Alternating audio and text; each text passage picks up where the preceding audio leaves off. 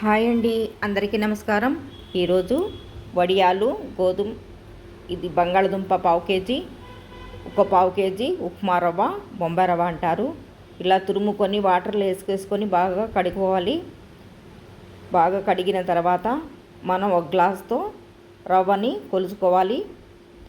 ఒక glass రవ్వకు litre water, ఒక పావు కేజీకి లీటర్న్నర వాటర్ వేసుకుంటే సరిపోతుందండి. ఇలా ఎసరు కాగిన తర్వాత బంగాళదుంప తురుముకున్నది ఇలా వేసుకొని కలియబెట్టుకోవాలి.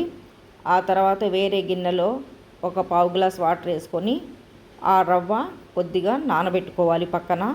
ఎందుకంటే మనకు కలిపేటప్పుడు గడ్డలు కట్టదు. రెండు ఎండు పండు మిరపకాయలు, కొద్దిగా అల్లం, కొద్దిగా జీలకర్ర ఇవన్నీ వేసేసుకొని సన్నగా రోట్లో నలుకొట్టాలి. ఆ తర్వాత నానబెట్టుకున్న రవ్వ ఇలా మనం బంగాళదుంప తురుములో ఉడికేటప్పుడు సగం ఉడికిన తర్వాత ఈ పిండి వేసేసుకోవాలి. రవ్వ నానబెట్టుకున్నది అప్పుడు మనకు గడ్డలు కట్టదనమాట. అందుకోసమని ఇలా నేను ఒక గ్లాస్ వాటర్ వేసి నానబెట్టేశాను. ఇదిగోండి అయిపోయింది.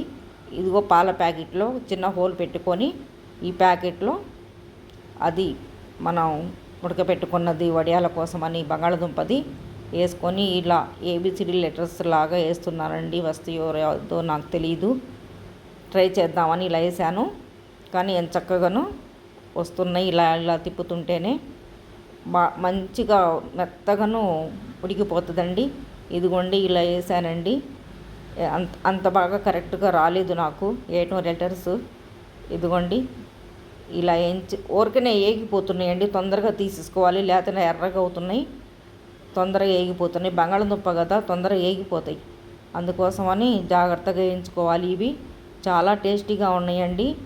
మీరు కూడా ఇలా తయారు చేసుకోండి. ఎంత చక్కగా వచ్చిందో చూసారా? ఇలా లెటర్స్లా వేసాను. బాగున్నాయి, చాలా టేస్టీగా ఉన్నాయండి. మీకు నచ్చితే ఇలా ప్రయత్నం చేయండి. చాలా ఈజీ అండి చేసుకోవటం.